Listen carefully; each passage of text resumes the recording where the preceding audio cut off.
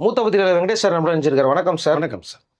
இவருடைய பாக்யராஜ் அவருடைய இறப்புக்கு அப்போ வந்து பார்த்தீங்கன்னா, ஊர்வசி வந்து ஒரு விஷயம்லாம் ஷேர் பண்ணிக்கிட்டாங்க. அவங்களுக்கு வந்து பார்த்தீங்கன்னா, அதிர்ச்சியாகி அவங்களுக்கு ஒரு பிரச்சனையாச்சுன்னாங்களே, என்ன ஆச்சு ஆக்சுவலா? இல்ல அதாவது நிறைய பேர் கலந்துட்டு நம்ம பார்த்தோம். பாக்யராஜோட இறுதி சடங்குல அதில் நிறைய சர்ச்சைகள் உள்ளான செய்தியை நம்ம பார்த்தோம்.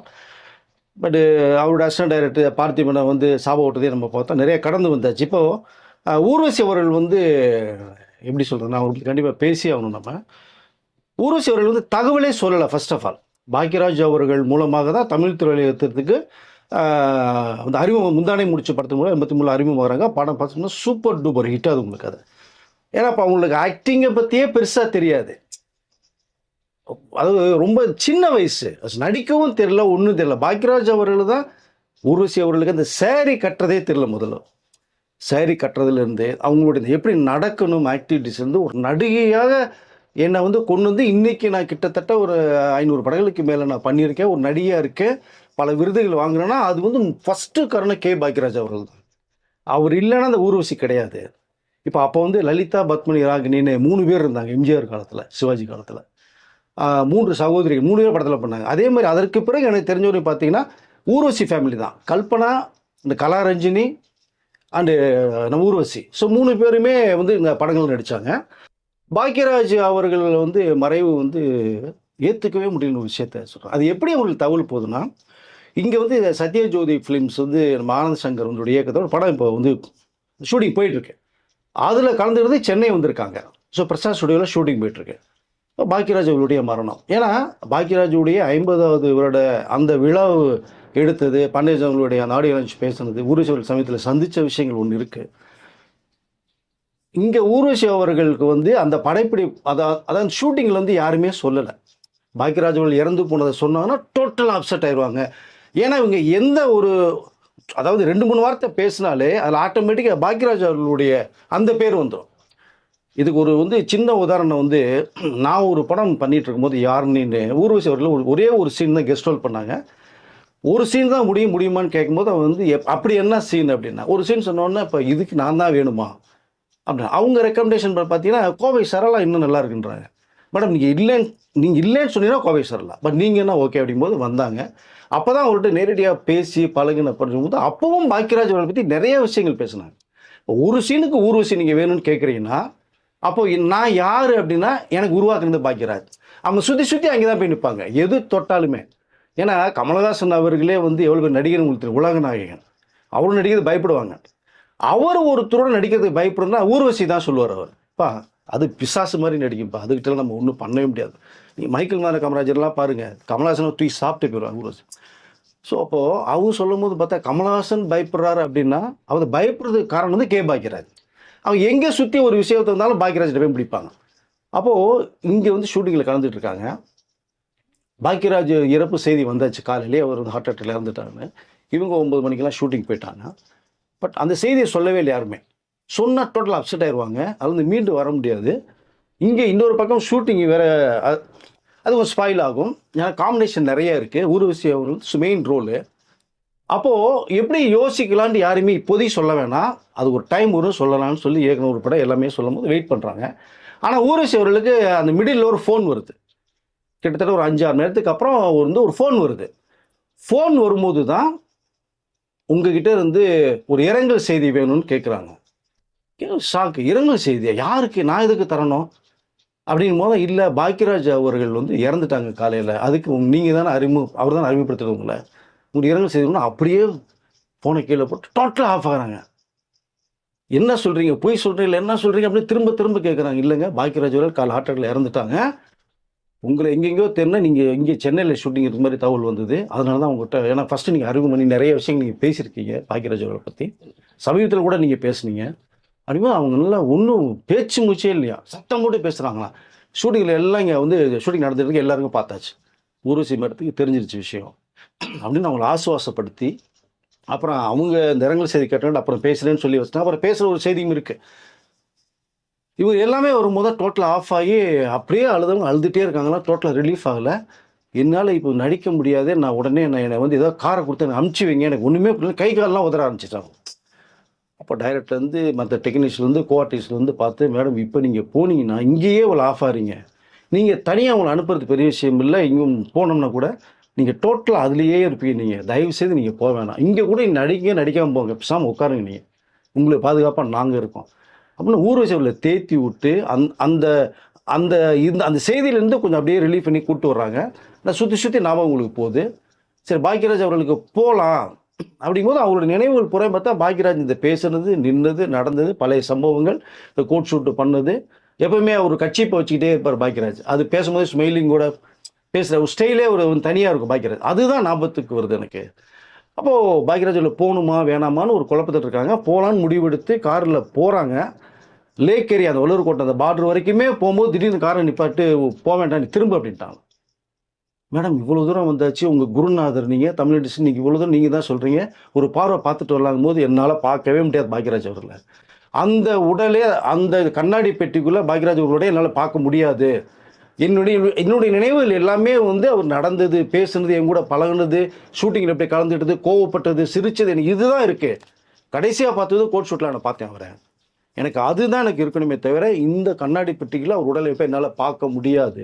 இதுக்கு ஒரு சம்பவம் சொல்கிறாங்க. தம்பி ஒரு அது சகோதரர் நினைக்கிறேன், அவர் இதுக்கு அவங்க அம்மாட்டே தகவல் சொல்லி அவங்க சொல்கிறதே வந்து எந்த நினைவுகள் இருந்தோமோ அப்படியே இருந்துட்டு போயிடலாம், பார்த்தா ரொம்ப கஷ்டமாக இருக்குன்னு. ஆனால் பாக்யராஜனுடைய மரணத்தில் ஏற்றுக்கொள்ளவே முடியல என்னால் அப்படின்னு கிட்டக்க போனவங்க கூட போகலை. நான் பூர்ணிமா மேடத்துக்கெல்லாம் நான் அப்புறமேல் நான் பேசிக்கிறேன் செஞ்சுக்கிறேன்னு சொல்லிட்டு எனக்கு அது வந்து பாரதிராஜ் அவர்களையும் சொல்கிறாங்க. 83 வயசில் பாரதிராஜ் அவர்கள் இறந்து போனது ஒரு செய்தி. பட் ஆண்டு அனுபவிச்சுட்டாரு, நல்ல வசதி வாய்ப்புகளோடு இருக்காங்க செய்கிறாங்க. ஆனால் பாக்யராஜ் சார் அப்படி இல்லை. ஸோ 73 வயசு தான், எந்த குறையுமே இல்லை. அந்த திடீர்னு இந்த ஹார்ட் அட்டாக் மறைங்கிறது என்னால் ஏற்றுக்கொள்ளவே இல்லை.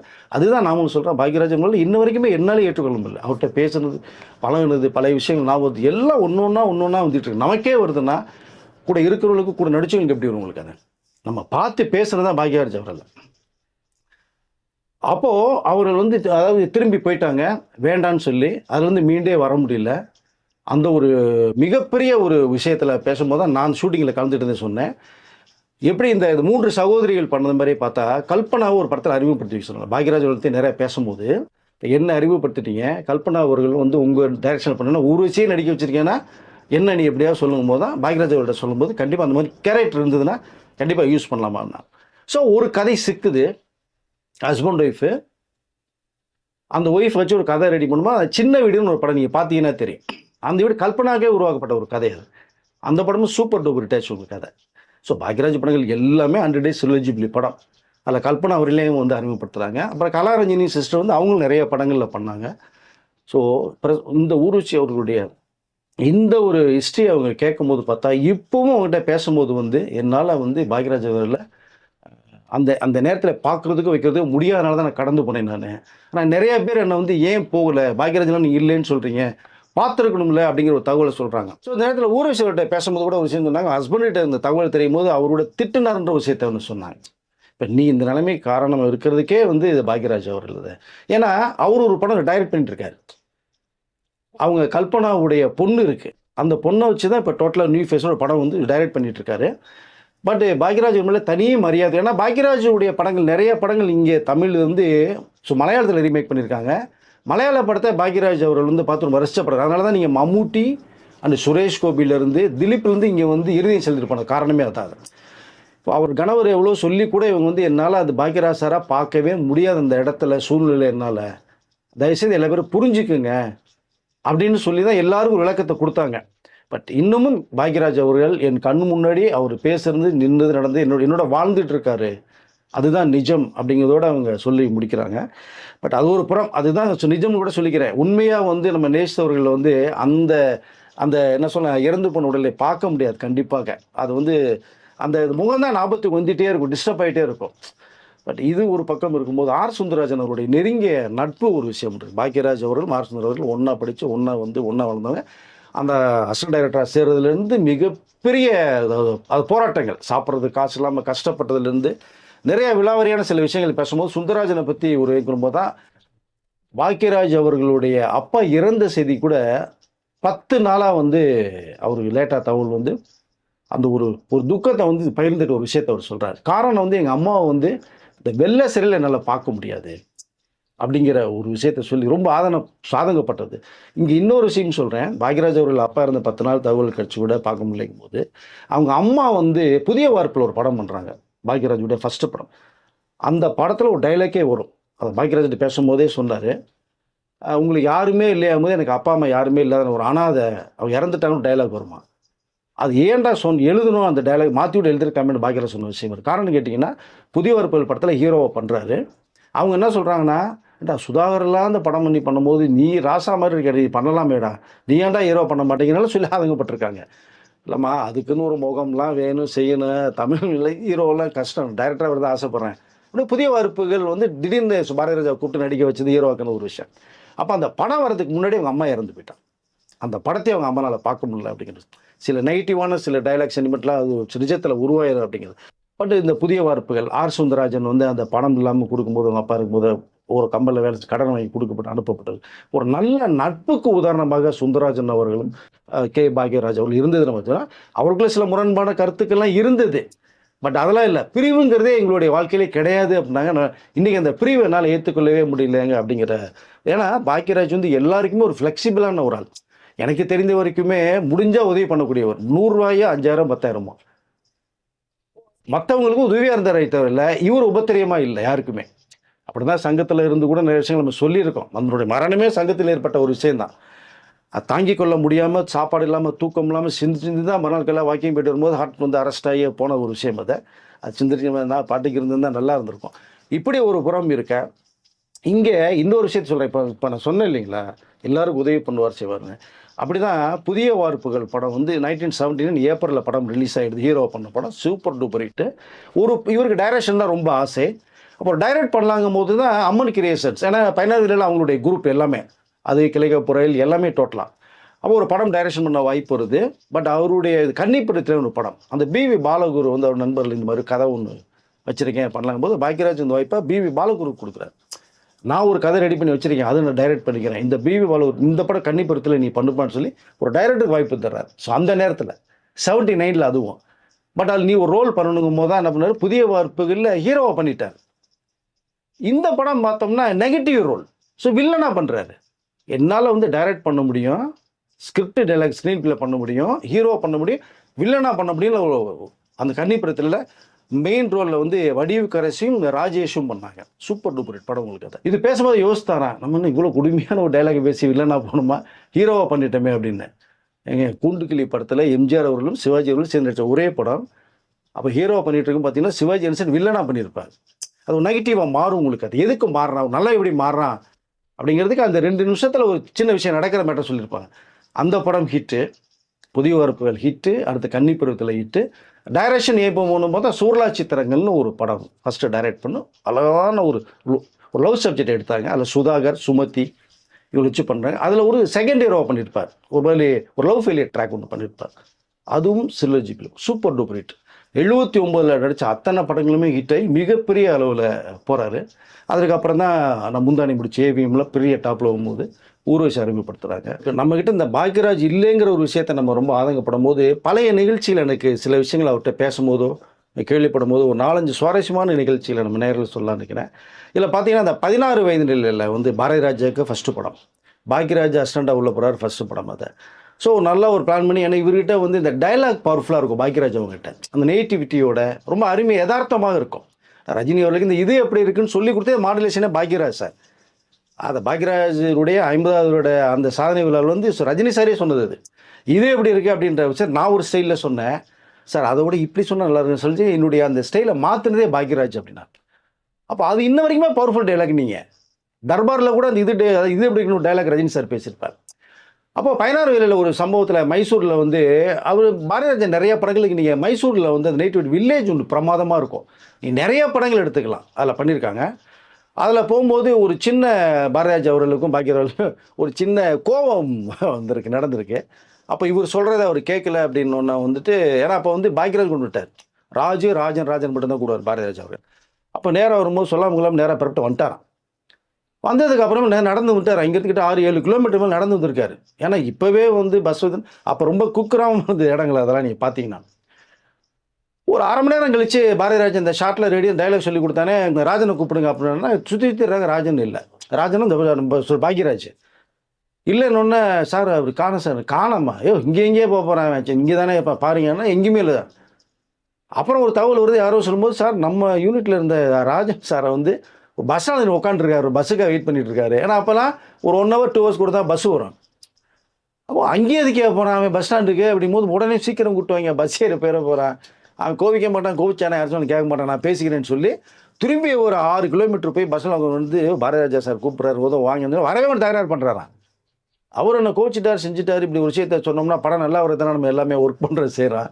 அப்புறம் இவர் உரிமையோட கோவிக்கிறது முதல் நீங்கள் வாங்க சார் இங்கே வந்து பேசிக்கலாம் நம்ம அப்படின்னு மற்றவங்களாம் கூப்பிட்டு போய் உட்கார வச்சுன்னு பாரதிராஜா இங்கே ஷூட்டிங்கில் எவ்வளோ டென்ஷன் ஃபஸ்ட்டு படம்டா அது ஏன்டா போட்டு எல்லாமே சாவடிக்கிறீங்க நீயுமா இப்போ இதெல்லாம் கொஞ்சம் பொறுத்து இருந்தால் எனக்கு கொஞ்சம் கோஆப்ரேட் படத்தை வெற்றிகரமாக பண்ணுங்கடா.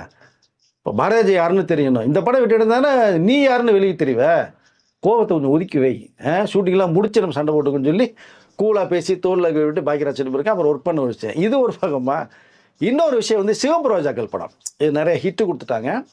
இங்கே டீனரில் வந்து அந்த நடேசன் பார்க்குன்னு இருக்கும். நடேசன் பார்க்கறது பக்கத்தில் தான் இன்னும் இந்த காம்பவுண்ட் வால் மட்டும் உங்களுக்கு இருக்கும். சிவப்பு ரோஜாக்கள் அந்த பங்களா அதாவது இந்த கமலாசனுடைய பங்களா அங்கே தான் எல்லாத்தையுமே பண்ண சேட்டை பண்ணியிருப்பாங்க.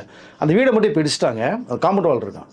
அந்த வீட்டுக்கு ஒரு வீடு வேணும் ஹீரோவுடைய வீடு ஒன்று ரிச்சாக இருக்கணுங்கும் போது அப்போல்லாம் வந்து இப்போ ரிச்னஸ் பங்களா நிறையா இருக்குது. அப்போல்லாம் பங்களான்றது எதுவும் கிடையாது. சுற்றி தர்றாங்க டீனில் ஒரு வீடு இருக்குது. போய் பார்த்தா ஆப்டர் என்ன ஸ்கிரிப்டில் இருக்கோ அது அப்படியே இருக்குது. உடனே வந்தோன்னா பார்த்துட்டு எல்லாம் டக்குன்னு பார்க்குறாங்க செய்கிறாங்க ஓகே. அப்போது ராஜன் சொல்லி ராஜராஜன் சொல்லி பாக்கியராஜன் தான் எப்போவுமே மூச்சுக்கு விட்டாருன்னா 10 தடவை விட்டாருன்னா 5 தடவை இவர் பேர் சொல்லுவாங்க. அப்போ ராமுன்னு யாரோ ஒருத்தர் உள்ளே வர்றாங்க. அவர் ராஜராஜன் சொல்லிட்டு இருந்தவர் ராமுன்னு கூப்பிட்டு இந்த இடம் இந்த லொக்கேஷன் இந்த வீடு இந்த இதெல்லாம் பார்த்து சொல்லும்போது பாக்கியராஜர் பொறுத்து பார்க்குறாராம். ராமுவை கூப்பிட்டே பேசிகிட்டு இருக்கிற மாதிரி போகுது. ராஜு வந்து இப்போ ராமு ஆயிடுச்சான்னு சொல்லி டக்குன்னு ஒரு லெட்டர் எழுதி நான் புறப்படுகிறேன் இனிமேல் நீங்கள் அவரை வச்சு வேலை செஞ்சீங்க ஐம்பது வேலை செய்யமாட்டேன்னு சொல்லிட்டு போயிட்டாரான். பாரதிராஜா சார் வந்து அதே மாதிரி அரண்மனையில் வச்சுட்டு எல்லாம் முடிச்சோடனே சரி ராஜனை கூப்பிடுங்க அப்படின்னாங்க. சார் அவர் போயிட்டார் சார் இங்கே தேடி பார்த்துட்டு எங்கேயா போயிட்டா இன்னையா அன்னைக்கு தான் அப்படி பண்ணாலும் இன்றைக்கி மாயா எப்படி அப்படின்னு சுற்றி போகிறேன்னா ஒரு லெட்டர் பேடு எப்பயுமே பாக்கியராஜ் லெட்டர் பேடு பேனாமல் பிரிக்கவே முடியாததுக்கு ஒரு சம்பவம் தான் இதெல்லாம். ஒரு லெட்டர் பேடை எழுதி மேலே வச்சுட்டு மதிப்புரிய பாரதிராஜா சார் அவர்களுக்கு அப்படின்னு போட்டு விட்டு எப்போவுமே நீங்கள் ராஜன் கூப்பிட்டு இது பண்ணான்னு சொல்லுவீங்க. ஆனால் இன்றைக்கி பார்த்தா நீங்கள் வேற ஒரு பேர் ராமுன்னு சொல்லிட்டு இருக்கீங்க. அப்போ என்ன தேவைன்னு முடிவு பண்ணிட்டீங்களே நான் பரப்புறேன்னு சொல்லி எழுதி வச்சுட்டு பரப்பிட்டு போயிட்டார். பிடிச்சி தூக்கிட்டு வாங்கன்னு சொல்லி திரும்பி காரை வச்சு தூக்கிட்டு வந்து ஏன்டா அப்படியா அன்னைக்கு தான் இப்படி பண்ணேன்னா இன்றைக்குமா இப்படி பண்ணுறேன் நீங்கள் ஒர்க் பண்ணேன்னு சொல்லி பண்ண இந்த சுவாரஸ்யமான சம்பவங்கள் ஒன்று. இப்படி ஒரு பக்கம் மறக்க முடியாத ஒரு படம்னா பாக்யராஜ் அவர்கிட்ட நிறைய படங்கள் இருக்குது. தூரல் நின்று போச்சு மௌன கீதங்கள் முந்தானை பிடிச்சி அடிக்கிட்டே போகலாம். குறிப்பாக பார்த்தா அந்த 7 நாட்கள் அருமையான ஒரு லவ் சப்ஜெக்ட். பாலக்காடு இது மாதவனா ஒரு மியூசிக் டைரக்டர் ஹார்மோனி இதை போட்டி வச்சுட்டு பண்ணுறது மாதிரி இது. அந்த படத்தின் மூலமாக தான் ஒரு இசையை வந்து அவர் கற்றுக்கணும்னு ஆசைப்பட்டு MS விஸ்வநாதன்கிட்ட தான் அந்த இசையை கற்றுக்கிட்டார். அப்புறம் தான் இது நம்ம படத்தின் மூலமாக மியூசிக் டைரக்டர் மாறினார். மாறி எடுத்தோம்னாலும் ஆடியன்ஸ் வந்து டப்புன்னு மாறிடுவாங்க. ஆனால் கே பாலச்சந்தர் ஒரு ஸ்டைல் ஒன்று இருக்கும். அவர் என்ன சொன்னாரா கே பாக்யராஜ் வேற கே பாலச்சந்தர் வேறப்பா அவர் ஸ்டைல்லாம் பண்ண முடியாது அவரு பண்ணால் மக்கள் அக்செப்ட் பண்ணிக்குவாங்க. ஏன்னா நீங்கள் ஒரு அரங்கேற்றமோ ஒரு அபூர்வராங்களோ இதெல்லாம் வந்து அக்செப்ட் பண்ணிக்குவாங்க. நம்ம வந்து பாக்யராஜ் சொன்னால் எப்படிப்பா அதை அப்படின்னு சொல்லி யோசிக்கும் போது தான் அவர் யோசனை பண்ணுறாரா. அப்போது டைலாக் ஒன்று வரும். நீங்கள் அந்தலன்கள் படம் பாருங்க. தான் விரும்பின ஒரு பொண்ணு அந்த பொண்ணுனால தான் இவர் நல்ல வசதி வாய்ப்புகளோடு வரது மாதிரி ஒரு சீனை மாற்றிருப்பார். கடைசியில் அந்த பொண்ணு எடுத்துகிட்டு கல்யாணம் ஆயிடும். ஆனாலும் பாக்யராஜ் பீரியட் மீட் பண்ணும்போது அந்த காதலை மறக்க முடியாமல் வாழ்ந்துட்டு ஒரு heroine character husband Rajesh lover K Bhagyaraj. அந்த கேரக்டர் வந்து அம்பிகா அவர்கள். அம்பிகா அவர்கள்ட்ட பேசும்போது நான் வந்து உங்க கூட தான் வருவேன்னு கடைசியில் கிளைமாக்ஸ் பண்ணும்போது வந்து ராஜேஷும் வந்து எல்லாம் புரிஞ்சுக்கிட்டு அந்த லவ்வை சேர்த்து வைக்கிற மாதிரி கொண்டு போவாங்க. இப்போ பாக்யராஜ் டைலாக் இருக்கும் என்னுடைய காதலி உங்களுக்கு மனைவி ஆகலாம் ஆனால் உங்கள் மனைவி வந்து எனக்கு காதலியாக மாற முடியாது சேட்டா அப்படின்ற மாதிரி சொல்லி இது வந்து இது அவ்வளோ சரியாக வராது. இது அதுவும் நம்மளுடைய இந்த தமிழ் கலாச்சாரத்துக்கு செட் ஆகாது அப்படிங்கிற மாதிரி ஒரு டைலாக் ராஜேஷ்ட பேசி முடிச்சுட்டு வருவார். அங்கே அம்பியா வந்து உங்களோட தான் வருவேன்னு ஒரே பிடிவாதமாக இருப்பான். அதனால் தன்னோட ஹஸ்பண்டை கவனிக்காமே இருக்கிற ஒரு கேரக்டர். அப்போது ராஜேஷ்க்கு விளக்கம் கொடுத்துருவாரு. அம்பியாவுக்கு ஒரு விஷயத்த சொல்லும் போது தான் சொல்லுவார் இப்போ என் கூட வரணும் தான் நீ ஆசைப்படுறியா சரி ஓகே. அப்போது உன் கழுத்தில் தூங்குதே தாலி உன்னுடைய புருஷன் கட்டினது அந்த தாலியை தூக்கி அவனுடைய எரிஞ்சிட்டு என்னுடைய காதலியாக மட்டும் நீ வா அப்போ நான் கூட்டு போகிற மாதிரி ஒரு டைலாக் ஒன்று ஒரு கிளைமாக்ஸ். அப்போ அப்படியே ஷாக் ஆவான். ஏன்னா ஹஸ்பண்டை விட்டுட்டு தான் விரும்பின அந்த லவரோட பொண்ணு ஆசைப்படுறா. ஆனால் தாலி ஒன்று இருக்கு இல்லையா? இங்கே தான் தமிழ் சென்டிமெண்ட்டை வந்து பாக்யராஜ் அவர்கள் ஸ்ட்ராங்காக பேஸ் பண்ணார். அப்போது என் கூட வரணும்னா அந்த தாலியை தூக்கி எறிஞ்சிட்டு வாங்கும் போது இங்கே அம்பியை அப்படியே தாலியை பிடிச்சிட்டு அப்படியே ஒரு ஸ்ட்ரக் ஆகி ஒரு விஷுவல் கொண்டு பண்ணுவா. இங்கே தான் ஒரு தமிழ் பெண்ணு எதை வேணாலும் பண்ணுவா, தன்னுடைய கணவன் மட்டும் விட்டு தர மாட்டா, தாலியை விட்டு தர மாட்டா ஒரு சென்டிமெண்ட் ஒழிச்சார். அந்த கிளைமாக்ஸில் தான் படமே வந்து சூப்பர் டூப்பர் ஹைலைட்டாக பேச வச்சுது பிரம்மாண்டமாக. இது ஏன் சொல்ல வரேன்னா, இப்போ அம்பி அவர்கள் வந்து பாக்யராஜ் அவர்களுடைய வந்து எரிசல் கலந்துட்டு அவங்களுடைய அந்த முகம் வந்து அந்த அந்த பழைய நினைவுகள்லாம் அந்த இதெல்லாம் பார்க்கும்போது வந்து அது ஒரு மாதிரி இருந்தது. ஊர்வசி அவர்கள் வராமல் காரணம் இதுதான். அம்பி அவர்கள் வந்து பாக்யராஜை பார்த்துட்டு அப்படியே ஒரு மாதிரி எமோஷனலாக நம்ம பார்க்க முடிஞ்சுது. ஸோ பாக்யராஜ் படங்கள் அந்த நாட்கள் எந்த அளவுக்கு மறக்க முடியாதோ நிறையா விஷயங்கள். ஸோ இன்னமும் அவர் இல்லைன்னா கூட நம்மளோட வாழ்ந்துட்டு இருக்காரு அப்படிங்கிறதா நான் நினைக்கிறேன் சார். Okay sir. இது வந்து ஒரு வீடியோலயே முடிக்க முடியல போல இருக்குது. அவ்வளோ முடிக்காது சார், விஷயங்கள் முடியாது இருக்குது. சார் அது. நம்மள நிறைய பேர் வந்து இப்போதான் வெளில வந்து அவரை பற்றி பேச ஆரம்பிச்சிருக்காங்க. அன்னைக்கு இருந்த ஜென்ரேஷனுக்கு இன்னைக்கு இருக்கிற ஜென்ரேஷனுக்கும் நிறைய வித்தியாசம் இருக்காங்க. மாதிரி இன்னைக்கு இருக்கிற ஜென்ரேஷனுக்கு சேர்த்து அவர் அன்னைக்கு படம் பண்ணிட்டு போயிட்டாருங்கிறதா. வித்தியாசமாக படங்கள் நிறையா பண்ணியிருக்காருங்க. ஏன்னா அந்த அவர் அப்போ பண்ண படம் இன்னைக்கு எடுத்தா கூட அது ரெஃபரன்ஸ்க்கு இருக்கும் அப்படின்வாங்க. கண்டிப்பாக. அதனால தான் நம்ம சொன்னோம். இப்போ சொன்னது கூட வந்து பார்த்தீங்கன்னா ஒரு 2-3 விஷயத்த தான் நம்ம சொல்லியிருக்கிறோம். ஏன்னா வீடியோ லென்த்தாக போயிடும் அப்படின்றதுனால இன்னும் நிறைய சம்பவங்கள் இருக்குது. இருக்குது. அப்பப்போ சந்தர்ப்பம் போது பாக்யராஜ் பற்றி சிறப்பு தகவல் வரும்போது நம்ம நேரலுக்கு ஒரு வீடியோ கண்டிப்பாக சொல்லலாம். ஏன்னா மிகப்பெரிய லெஜண்ட் அவர் நம்மளோட வாழ்ந்துட்டு இருக்கார். அதனால தான் நிறையா பார்த்தீங்கன்னா சங்கத்தில் கூட வந்து எல்லா பேருமே நீங்கள் தான் தலைவராக இருக்கணும், இறுதி வரை இந்த அதாவது சங்கம்னா நீங்கள் தான் தலைவர் அப்படிங்கிற மாதிரி அந்த சவுத் இந்தியன் ஃபிலிம்ஸ் ரைட் அசோசியேஷனில் எல்லா பேரும் விரும்பினதே அதே சங்கத்தினால தான் மன உளைச்சலாகி ஒரு ஹார்ட் அட்டாக் வந்து நம்ம விட்டு பிரிஞ்சு போனதும் அதே சங்கத்தினுடைய அந்த ஏற்பட்ட குளறுபடிகள் தான் தகவல் நமக்கு வந்துச்சு. இருந்தாலும் மறைந்தாலும் நம்மளோட வாழ்ந்துட்டு இருக்கார். மக்கள் தலை எம்ஜிஆர் அவர்கள் மறைந்தாலும் இத்தனை வருஷமாக மக்கள் மேலே வாழ்ந்துட்டு இருக்கிறது மாதிரி பாக்யராஜ் அவர்களும் மறைந்தாலும் நம்மளோட வாழ்ந்துட்டு தான் இருப்பார் அப்படிங்கிறத நான் சொல்லிக்கலாம். Okay sir. அடுத்த வீடியோவில் சந்திப்போம். கண்டிப்பாக இந்த தகவல் நான் உங்களுக்கு வந்து வேறு மாதிரி ஒரு எக்ஸ்பீரியன்ஸை கொடுத்துருக்கோம் பார்க்குறவங்களுக்கு. கமெண்ட் செக்ஷனில் நீங்களும் என்ன உங்களுக்கு இந்த எக்ஸ்பீரியன்ஸ் இருக்குது அப்படிங்கிறத சொல்லுங்கள். பாரதி ராஜா எப்படி மறைஞ்சாரோ இவங்க 2 பேருடைய படத்தை எத்தனை பேர் பார்த்துருக்கீங்க இந்த வீடியோவை பார்த்தவங்க, அதை நீங்கள் வந்து சொல்லுங்கள். இன்றைக்கி இருக்கிற படமும் அன்றைக்கி பாக்யராஜ் எழுதின படத்துக்கும் என்ன மாதிரியான உங்களுக்கு எக்ஸ்பீரியன்ஸ் கிடைச்சிருக்கு, அந்த மாதிரி படங்கள்லாம் இன்னொருத்தரால் பண்ண முடியுமா அப்படிங்கிறத கமெண்ட் செக்ஷனில் பார்த்தவங்களே சொல்லட்டும். இன்றைக்கி இருக்கிற ஜென்ரேஷன் தானே பார்க்குறாங்க. அவர்களுடைய படத்திலிருந்து சில காட்சியில் உருவி தான் இன்றைக்கி ஸ்க்ரீன் பிளே டெவலப் பண்ணி ஒரு கதையாக சொல்கிறாங்க சார். அவங்களாம் முன்னாடி எல்லாம் விதை போட்டுட்டாங்க. நீங்கள் எந்த படம் சொல்கிறீங்கன்னு எனக்கு தெரியும். அது ஆலமரம் மாதிரி மரம் விரிஞ்சு கிடக்கு. அவர் படத்தையே பேஸ் பண்ணி அந்த 3 பேர் கதையை அப்படியே ஒருத்தர் பேஸ் பண்ணி ஒரு காமெடி நடிகர் எடுத்து அந்த படம் இன்று போய் நாளை வா ஓப்பன் பண்ணுங்க. அதுதான் விஷயம் உங்களுக்கு. அது அந்த படம் வந்து பயங்கரமான ஹிட் அடிச்சு ஓடி நிறைய யங்ஸ்டர்ஸ் வந்து தன்னுடைய லவ்வை சொல்லி பார்க்கணும்னா அவருடைய இளைஞர்களை தொட்டதே இன்று போய் நாளை வா படம் தான் உங்களுக்கு. அதனால் அவர் போட்ட விதை நான் திரும்ப சொல்லிக்கிறேன் ஆலமரமாக விரிஞ்சு கிடக்கு. அதில் உட்காந்து ஓய்வெடுக்கும் நிறைய பேர், அதிலிருந்து நிறைய விஷயங்களை கற்றுக்கொள்ளவர் நிறைய பேர் இப்போ ஏற்கனவே வந்து இயக்குனர் இருக்காங்கிறதா சொல்லிக்கலாம். நன்றி சார். நன்றி.